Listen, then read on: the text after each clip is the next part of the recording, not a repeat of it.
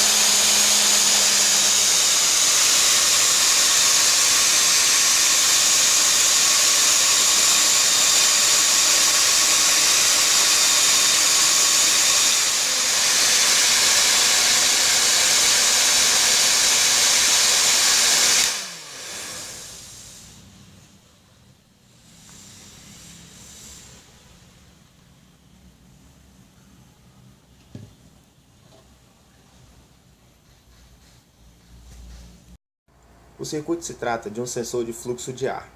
As áreas de atuação do sensor podem variar de acordo com a funcionalidade. Eles podem medir o fluxo quantitativamente ou podem apenas verificar se há fluxo ou não. Os sensores de fluxo podem atuar geralmente em contadores de água em residência ou indústrias, tubulações de ar para escapamento de máquinas, medir a quantidade de fluxo em um encanamento ou controlar a intensidade de fluxo em uma máquina e etc. O elemento sensor é constituído a partir da interação de um campo magnético com a rotação de uma bobina. O sensor funciona da seguinte maneira. O fluxo de ar passa pelas palhetas do rotor, que fazem com que o mesmo gire seu eixo. A partir desse giro, o ímã permanente que está no eixo também gira.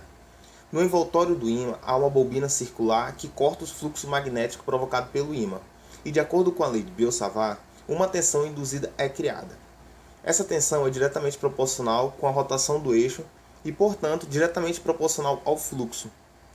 A imagem ao lado exemplifica um pouco o que o nosso sensor fará. O circuito apresenta um capacitor para amortecimento do sinal, um Arduino Uno para calcular o fluxo em função da tensão induzida e um resistor para descarregar o capacitor quando o fluxo tender a zero. Abaixo se encontra como foi montado o display para mostrar ao usuário a intensidade do fluxo de ar. Explicando um pouco o código, tem-se o fator 3.3 que foi encontrado através de testes envolvendo o tacômetro no laboratório de máquinas na UFAM, parecido com esse da figura ao lado. O valor de tensão varia entre 0 e 5 volts e na leitura do Arduino este valor é convertido em analógico, variando de 0 a 1024. O valor de tensão igual a 100 é uma medida de segurança da leitura, pois o offset do sensor normalmente parado induz uma tensão de 0,05 a 0,09 volts, que atrapalham medidas de pequeno fluxo. Como visto no vídeo, o sensor possui alta performance quando os valores de fluxo são constantes, e tem rendimento ruim quando o fluxo varia muito, já que a leitura de atualização é de 2 em 2 segundos, e existe um leve delay que atrapalha as leituras e modificações bruscas de fluxo. Uma vantagem é o preço, que será discutido a seguir. Uma desvantagem é com relação ao fluxo inicial, já que ele deve ser suficiente para quebrar a inércia do rotor. Porém, quando quebrada, o sensor é capaz de medir fluxos pequenos constantes e fluxos grandes, constantes ou não. Todavia, possui maior precisão se for constante.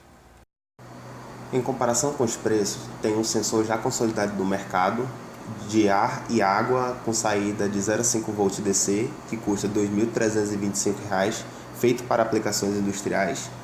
E na parte de baixo tem um sensor do carro Maré Weekend 2.4, que ele possui um valor de R$ 184,90.